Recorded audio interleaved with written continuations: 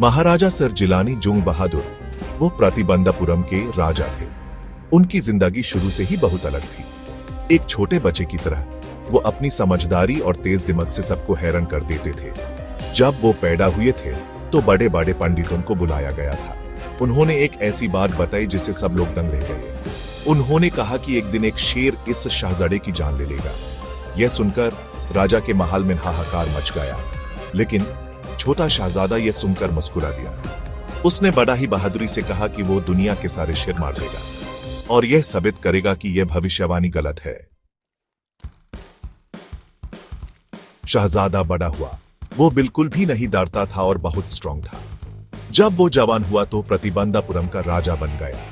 राजा ने अपने वादे के मुताबिक अपने राजा से शेर को खत्म करने का मिशन शुरू कर दिया। महाराजा एक नंबर के शिकारी थे। उनके अंदर एक अलग ही जज्बा था। वो जंगल में घंटों घंटों शेर को ढूंढते और मारते रहते। महाराजा ने शादी भी इसलिए की क्योंकि वो अपने मिशन में और आगे बढ़ना चाहते थे। उन्होंने एक ऐसी प्रिंसेस से शादी की जिसके राज्य में बहुत शेर थे। हर शेर को मारने के साथ वो अपने लक्ष्य के और करीब पहुंच जाते। वो ये साबित करना चाहते थे कि पंडितों की भविष्यवाणी गलत है। शेर मारने का यह जुनून उनकी जिंदगी का एक अहम हिस्सा बन गया। साल गुजारते गए और महाराजा ने 99 शेर मार दिए। हर शेर की खाल से उन्होंने अपने महल की दीवारों को सजा दिया। सिर्फ एक शेर बचा था उनके लक्ष्य को पूरा करने के लिए, लेकिन प्रतिबंधापुरम में अब कोई शेर नहीं बचा था। महाराजा के इस जुनून की वजह से सारे शेर खत्म होते जा रहे थे। एक दिन एक शेर जो कि पड़ोस के राज्य से भागा हुआ था प्रतिबंधापुरम में आ गया। महाराजा को लगा कि यह उनके लक्ष्य को पूरा करने का मौका है। वो जल्दी से शिकार के लिए निकल पड़े।